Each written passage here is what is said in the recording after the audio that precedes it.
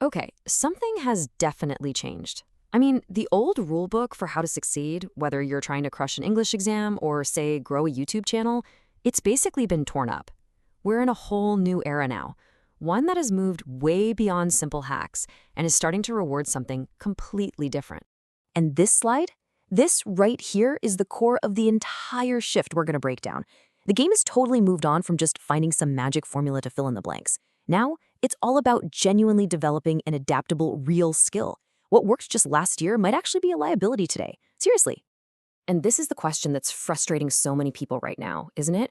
They're following the old advice, memorizing scripts, using pre-made outlines, only to find that the systems themselves, from test algorithms to social media feeds, have gotten way smarter. They're hitting a wall, and they just can't figure out why. But here's the thing. Some people are breaking through. This quote from a Reddit user who absolutely aced one of the toughest English tests out there is our key. See, they didn't find a better hack. They completely abandoned the idea of hacking in the first place. And their story? It reveals the new playbook for how to win.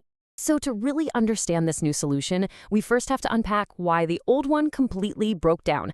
And believe it or not, it all starts with an exam that got a little too smart for its own good. Right, so the old strategy for the Pearson Test of English, or PTE, was pretty simple. You learn a template for the essay, a script for describing images, you just fill in a few keywords, and boom, the computer would give you a high score. It was a predictable system you could totally game. But then, the system evolved. 87. This was our hero's speaking score on a previous attempt, with the templates. Now, that's a great score for sure, but here's the crucial part. It wasn't high enough. The requirements for superior English were raised, and all of a sudden, that template-based approach, even when it was done well, fell just 1 point short of the new, tougher benchmark. Ouch. You should think of this slide as an archaeological find. Seriously, it's a snapshot of the old method. Just listen for keywords and plug them into these pre-memorized sentences.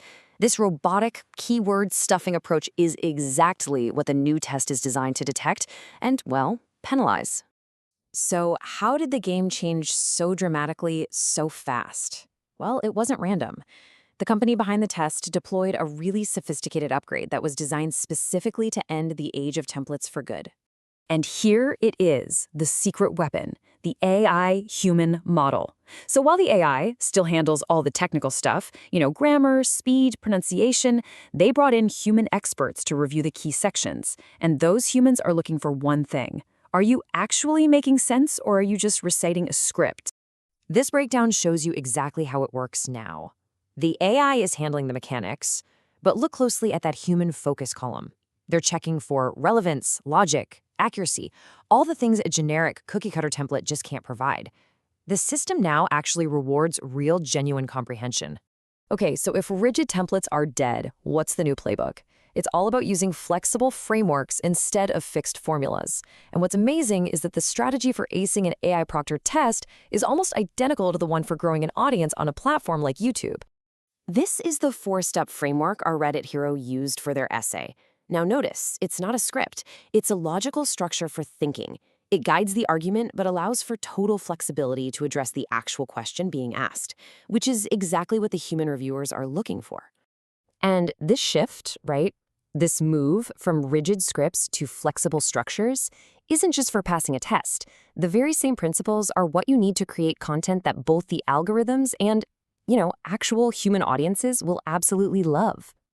And here's the modern playbook for YouTube. A strong hook, a clear title, a thumbnail that pops. It's not a template for what to say, but it's a framework for packaging your authentic ideas. The algorithm, just like those test reviewers, rewards genuine clarity and real engagement, not some formulaic script you copied. And this is where it all leads to something much, much bigger. Because once you master the skill of structuring your authentic ideas, you don't just have a good score or a viral video.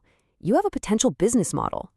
Think about it. When you combine a verifiable skill, like getting a perfect score on the PTE test, with the ability to communicate it effectively using these new frameworks, you have the two core components of any modern digital business. You can literally teach other people how to replicate your own success.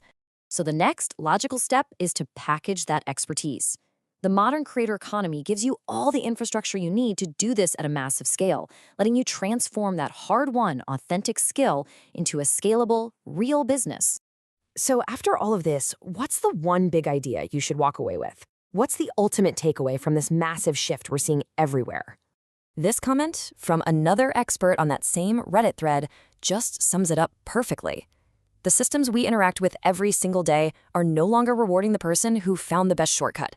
No, they're rewarding the person who is the most adaptable, the most comprehensive, and the most, well, authentic. So here's the bottom line.